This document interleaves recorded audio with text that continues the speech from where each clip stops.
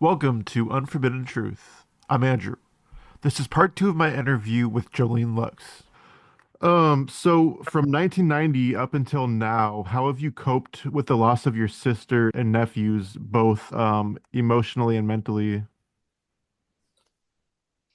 Well, early on in 1990, um,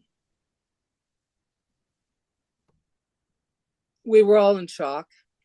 We were all going through a court process. We had no idea what that was.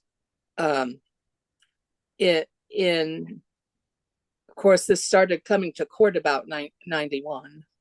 So, but in 1990, the state of Wyoming passed the Wyoming Victims Bill of Rights, and so they were uh, putting victim witness programs in every county. Every county already had um, domestic violence programs, but they didn't have programs for other crimes um, like arson, DWIs, those kind of things for victims of those crimes. So in Thermopolis in Hot Springs County, where this happened, um, our victim witness coordinator had just started. We were her second case. Her first case was a dog bite. So she was thrust into this program um, herself by dealing with a great big family of victims and walking us through the court process. And they were very good. She was very good. Even being new, she was very good. And so was the prosecutor. He had been newly elected in 1990, had never been in court on a case, and didn't really know how to handle juvenile laws and juvenile offenders. So he called out to the Wyoming community if there's anybody that would like to help me. I'm like Barney Fife here. I don't know what I'm doing. And so Mike Blonigan from the Casper District Attorney's Office volunteered to help him, and uh, other people that had prosecuted juveniles in Wyoming volunteered to help him, and so um, we were really covered as far as having our questions answered, having our needs met, offered um, counseling, in any form. The They also paid for the burials of and headstones. So the victims movement did, um, and so we were very well surrounded by people that knew what they were doing. Even the DCI agent Gene Giffen um, spent endless times with my mom trying to get her through, um, helping her on an emotional level to get her through what happened, because she was at first in complete, not just complete denial, but just she couldn't talk about it. So he was kind of preparing her for what court would bring. So so the whole justice system, I would say, um, stepped up to the plate for all of us. So yeah, kept us informed about every hearing, every time he had to go get an evaluation, and even on James's side, the state of Wyoming, the head prosecutor, defense attorney in Cheyenne, took on his case. So he had the best of the best in Wyoming to to defend him. So you can't really say that the justice system failed him in any way, or us. Um, yeah, we were well taken care of.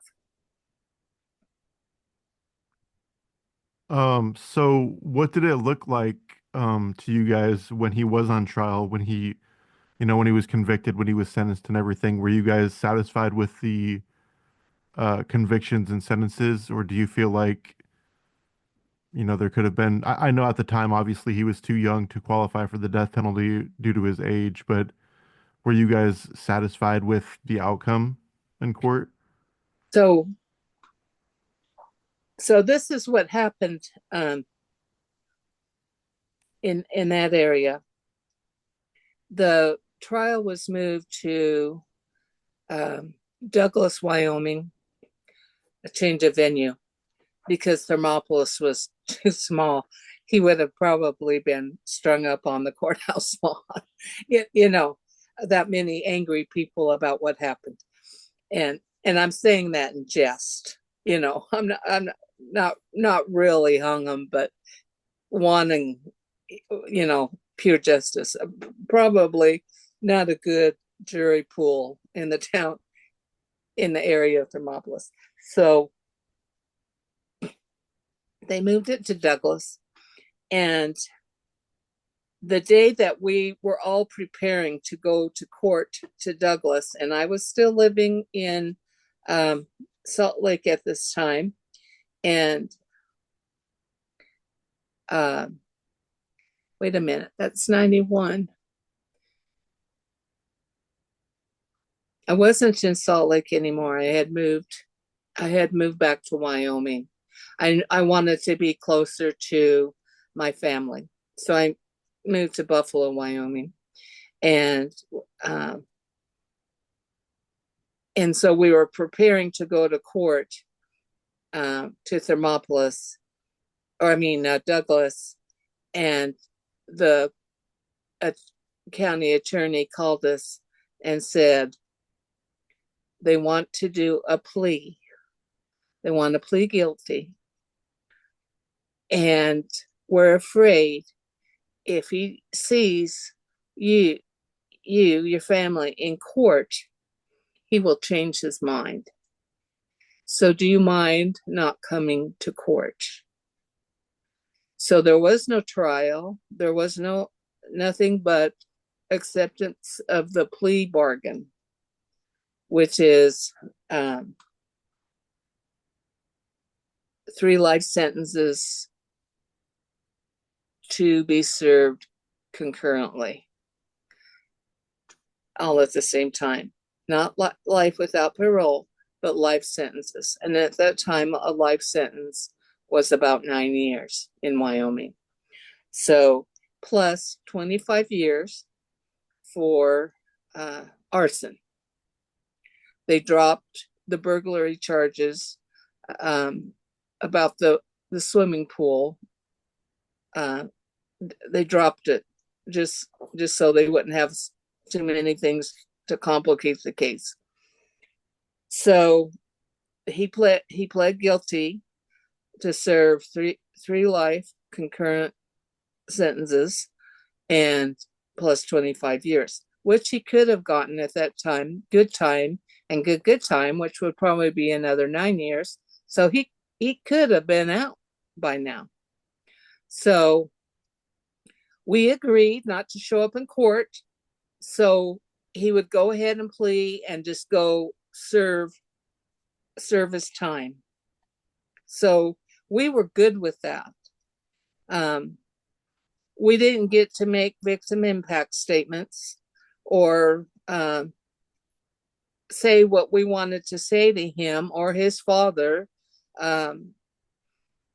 But we were okay just to let him go serve his time and never see him again or hear his name again. So there was no defense, no arguments, no, even in his appeal. The Wyoming Supreme Court did not allow a hearing to hear his appeal. So there was no appeal at all. Wyoming said, no, you escaped. You don't get an appeal. We're not going to even hear it. And I know in one of your podcasts, he said, my attorney argued this and argued that. Well, he didn't argue anything because there was no argument. There was no court. There was no Supreme Court appeal.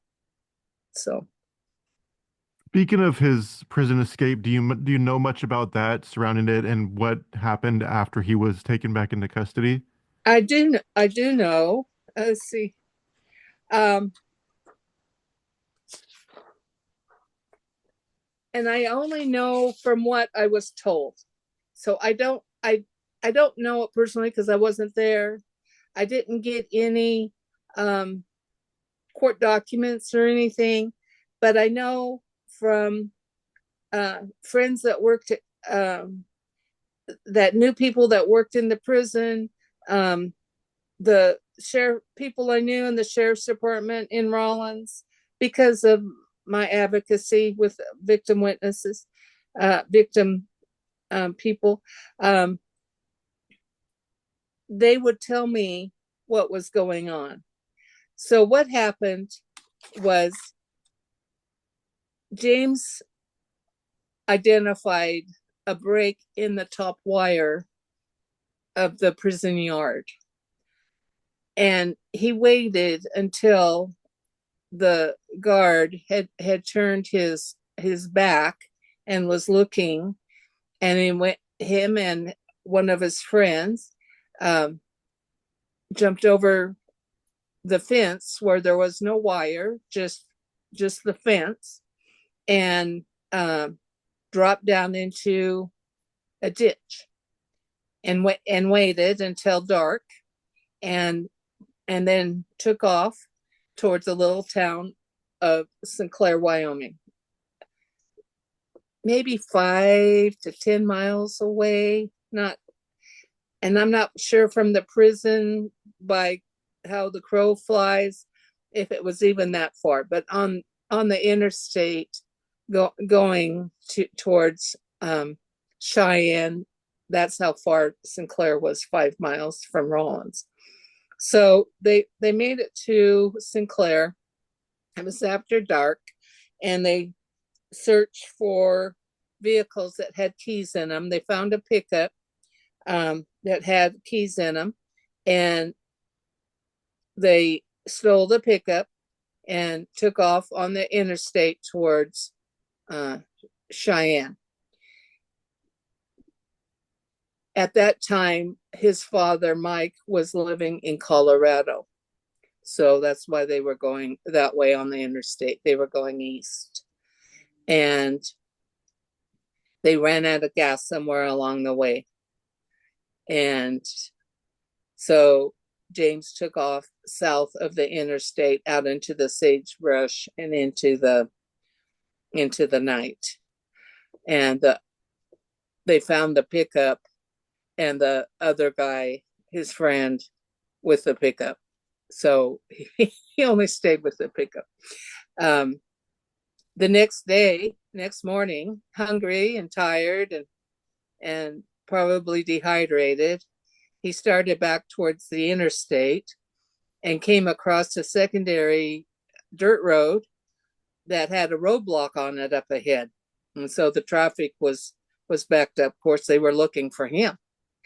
And somehow, he got into a vehicle, maybe the back of a truck, I don't know, and concealed himself.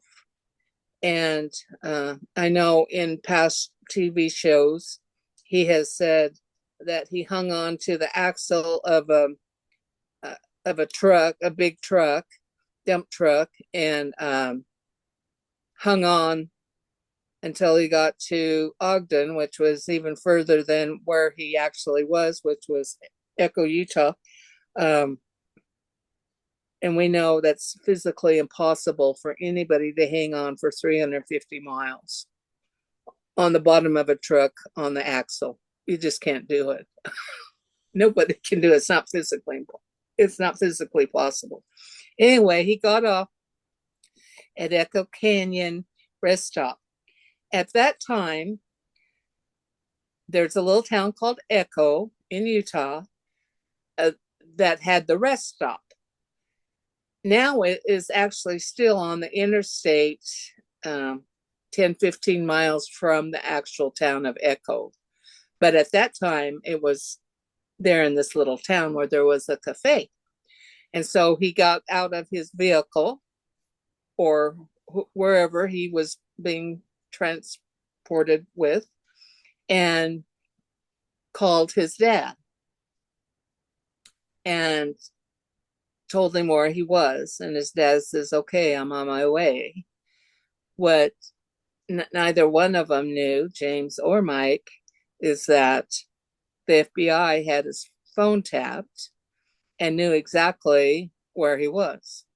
So the FBI went from Denver to Salt Lake, followed Mike up the interstate to Echo Canyon, and then Mike went into the cafe to make the phone call to the FBI saying, "I'm here. I have him in my custody." He did.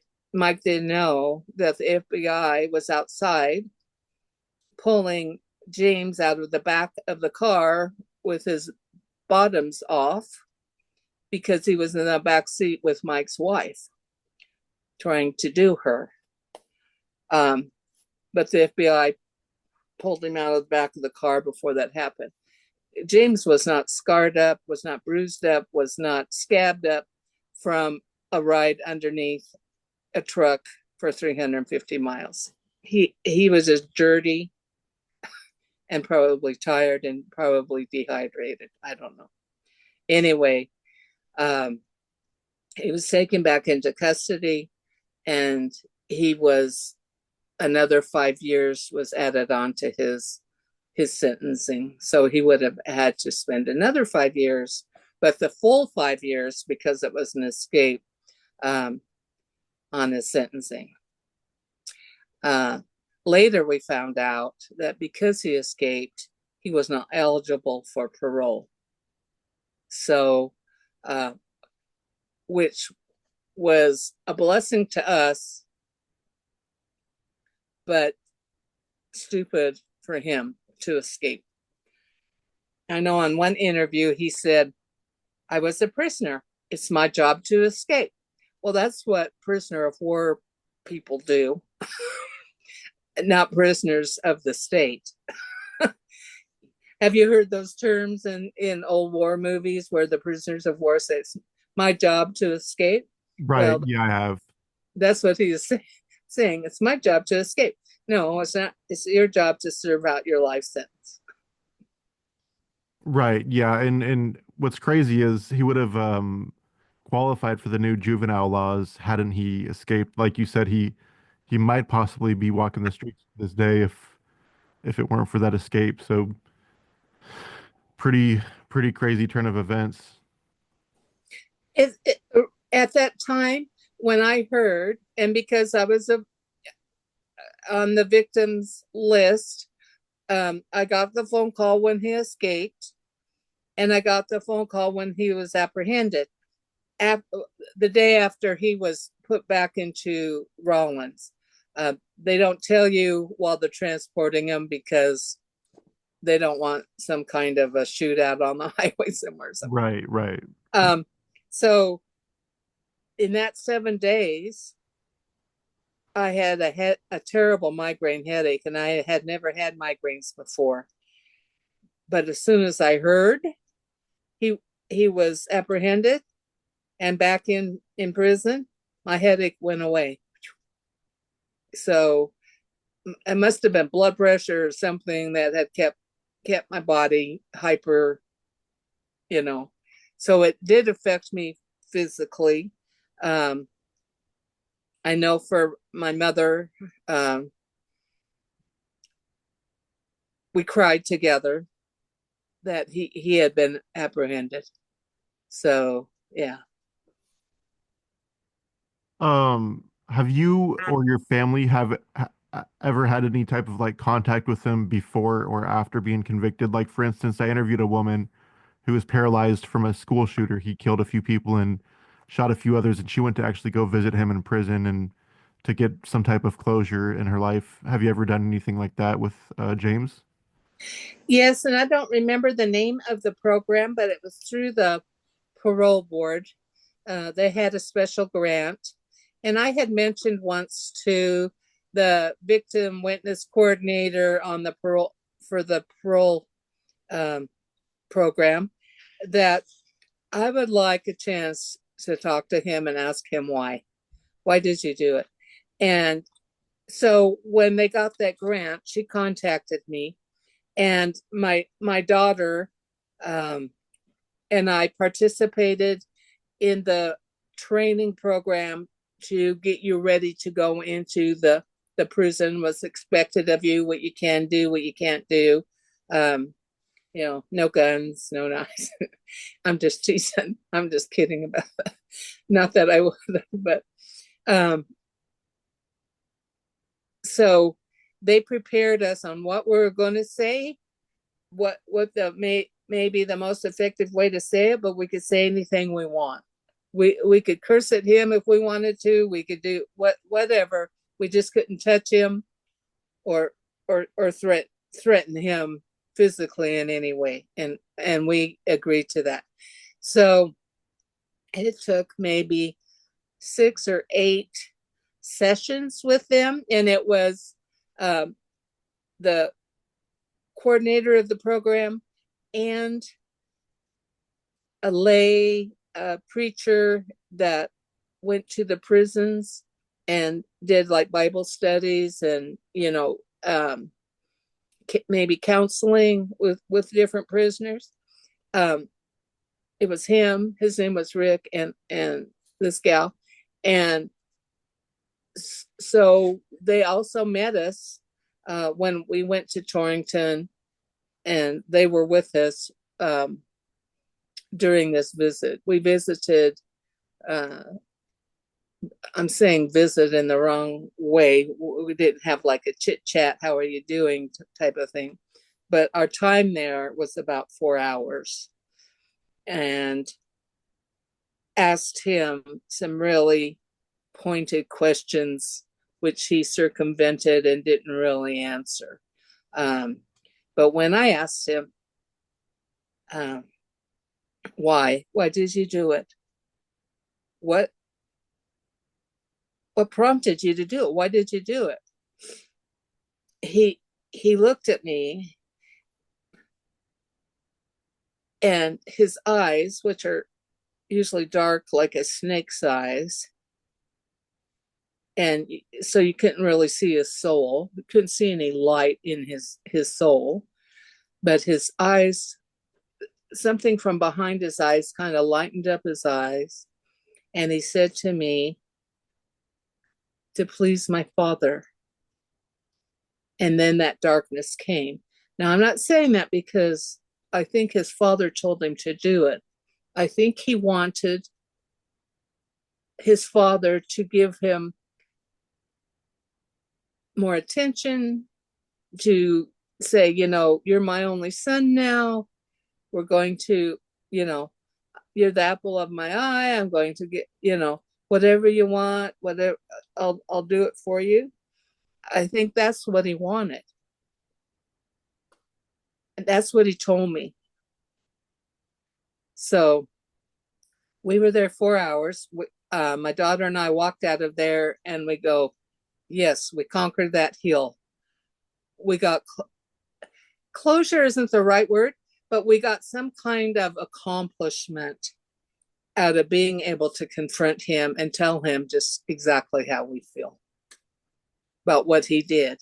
He never once said he was sorry. He never once apologized in any way to us. He never showed any remorse. It was all but I was just a kid. It was a mistake. Well, a mistake is accidentally throwing a rock through the neighbor's window, not taking down your gun and gunning down 4 people. That's not a mistake. that's a life altering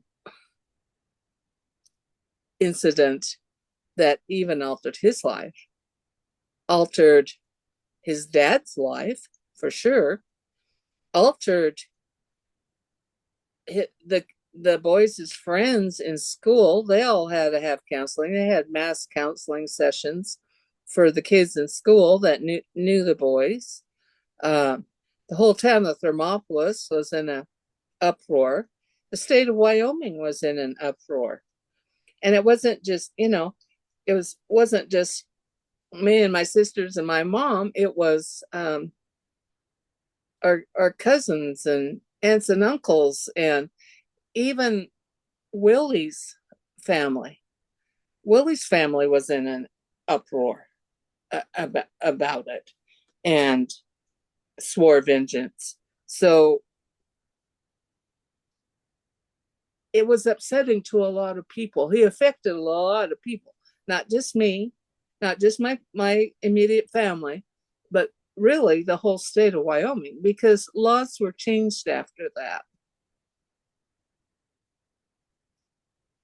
Did I answer your question? Yeah, no, no, you did, yeah, yeah, and yeah, I can only imagine that there were new laws changed because, I mean, three children died and a woman died at the hands of a 15-year-old. So I'm sure there were laws related to like guns being locked up and maybe maybe accountability on some part of the parents. I mean, nowadays, adults are being charged for their children's crimes, which I think is amazing. You know, like for instance, I forget what state it was in, but there was a school shooting in which both the parents were held accountable because you got access to their guns or something like that, which I think is amazing that we're finally doing that, you know, holding parents accountable for allowing children to have access to guns, which I think is a big, big mistake to begin with.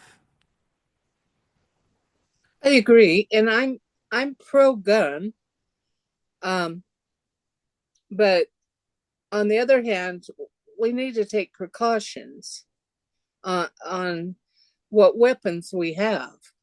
I mean, you can kill someone with a knife. You can kill somebody, with an iron, uh, and we don't have to lock up our irons. But yeah, with guns and juveniles, they need to be locked up, and not just behind a glass door like so many gun cabinets, but in safes where they don't have access to the code.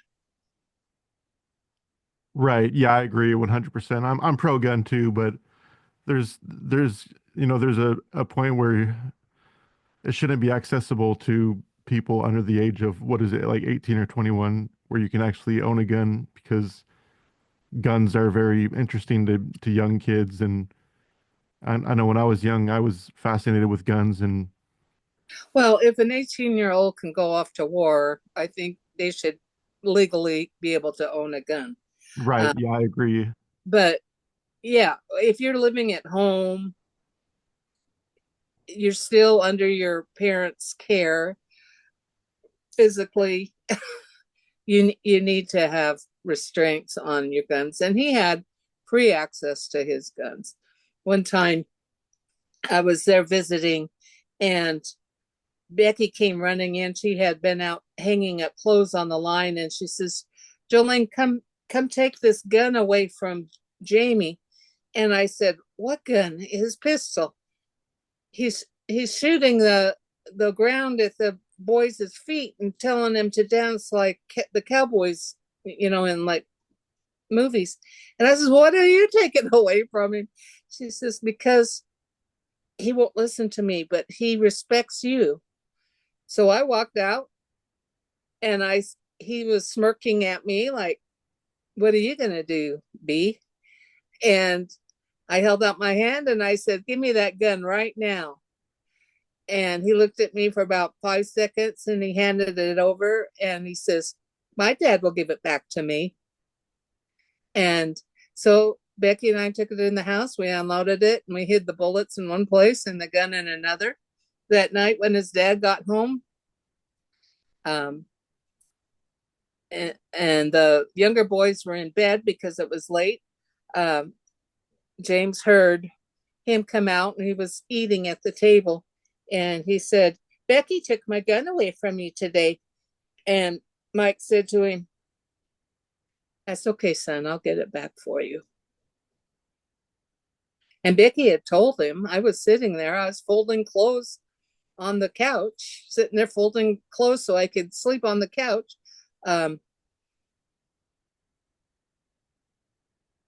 I heard Becky tell him what happened, that we took the gun away because he was shooting at the feet of those other boys.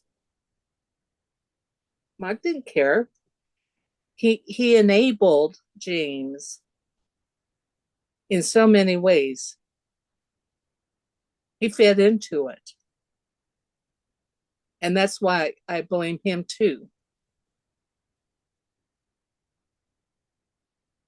So, what do you think we can do as parents that could potentially not prevent, but cut down on, juvenile violence on what maybe other juveniles or adults in general? Like, what do you think we can do as parents or as a community in whole?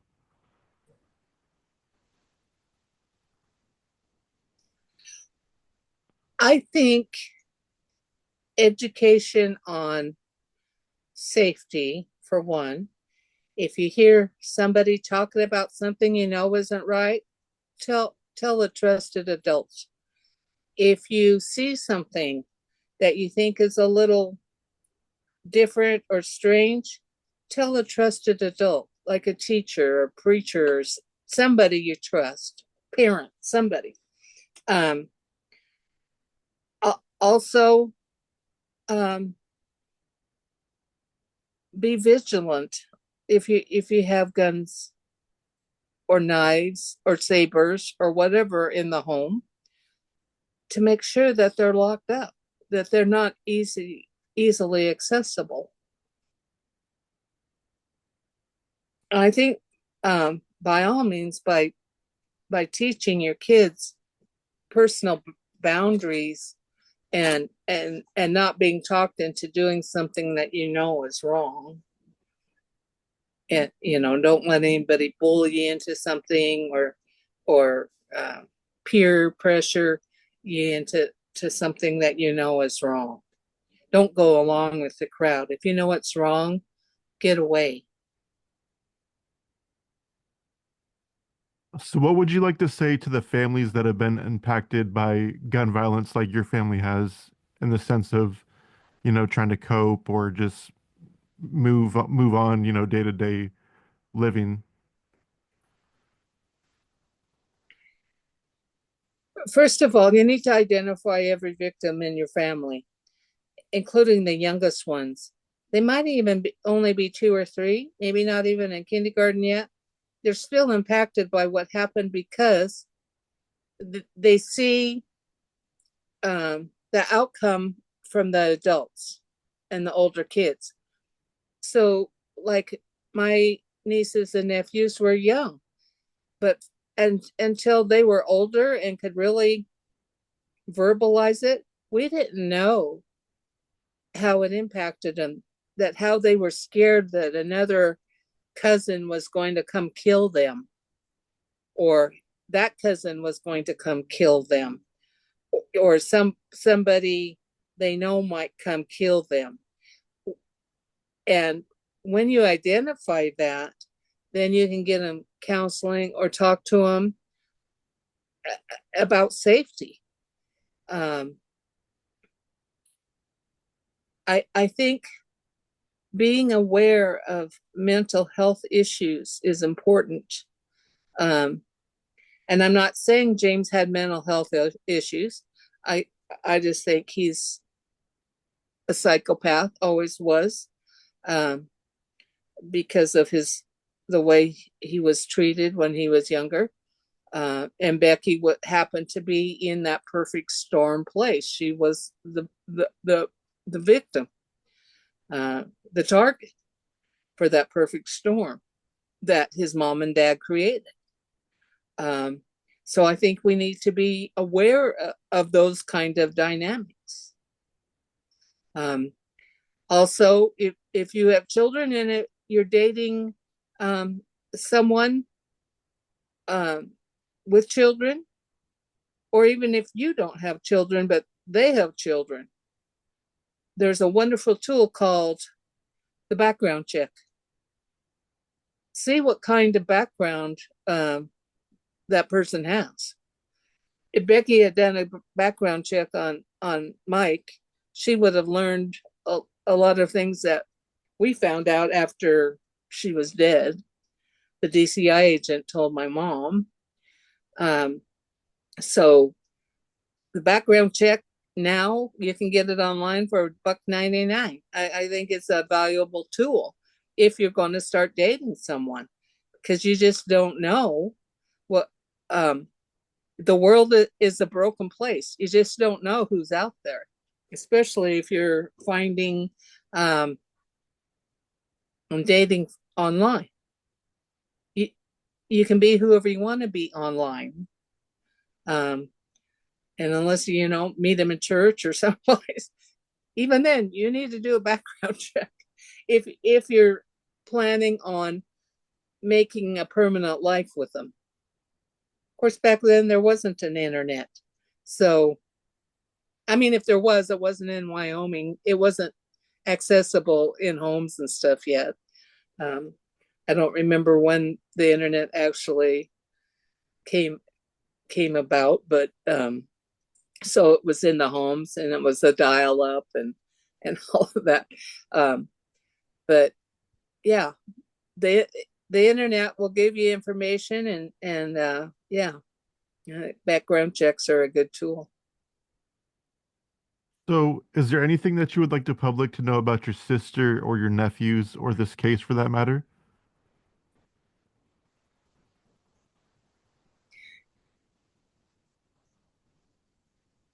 Becky and the boys'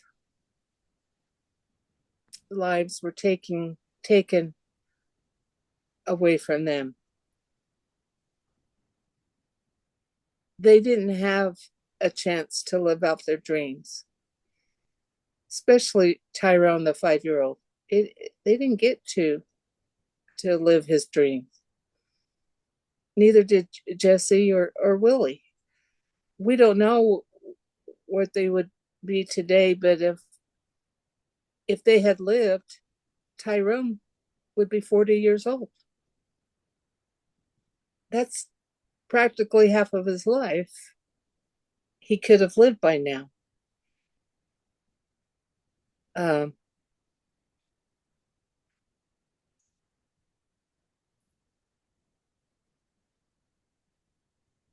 they gave up their they didn't give them up. Their lives were taken from them um, in the worst way possible. I mean, I can only imagine the horror and the terror that those boys saw in their last moments, especially Willy. Um, they had the right to be alive. No one has the right to take that away from them. All four of them. Nobody had that right. And I don't care if you have the brain of a 15-year-old or a brain of a 50-year-old, you don't have the right to take someone else's life um, in that way. So, because he took their faces, he didn't just shoot them and kill them, he took their faces. And to me, that's the essence of who you are when you look into somebody's eyes and you can see their goodness and you can see their expressions and who they are and how their personalities. Oftentimes without ever meeting someone, you can kind of tell what kind of person they are by their face. He took that away from them, and because he did that, to me that's a lower level of criminal. He wanted to wipe out who they were. He and so for Becky, I think she would say today, live your life, live it happily, live it with integrity, be joyous, um, be forgiving, be forgiving, and um, treat other people the way you want to be treated. And I know the other three boys went to church with her, so I think they would probably have grown up with that same way of thinking. Um, so, and for James, I hope one day he will come to know the Lord and and be able to face what he's done, because one day he will stand in front of God and he will account for it, whether he believes it or not. And there might be people listening to this podcast that don't believe in God or the judgment seat, but I truly do. And I believe one day James will stand in front of that judgment seat and be judged by what he did. And then we'll have to suffer God's wrath for what he did. It's not me, but God's final revenge, not mine. I have forgiven him, not because I think he deserves forgiveness, but I've forgiven him so I don't hold any resentment or hatred in my heart, and I can go on living my life in a happy, prosperous way, rather than with anger and bitterness for him. So I don't because I forgive him doesn't mean I think he should be let out of prison, because it's not for me to decide anyway. It's the justice system that put him there. But he needs to stay there for the public's protection, because I think he'll do it again if he has the chance. So So, before we conclude this interview, is there anything that you'd like to talk about that we haven't covered yet?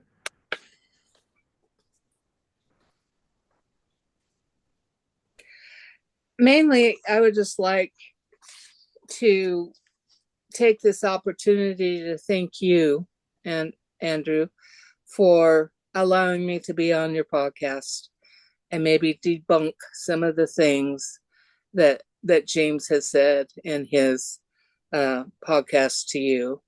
And I know he's hot and heavy to get his message out there so he can get support, so he can be let out of prison. But I'm hot and heavy to keep him in prison, and I will as long as I live, as long as I have a voice.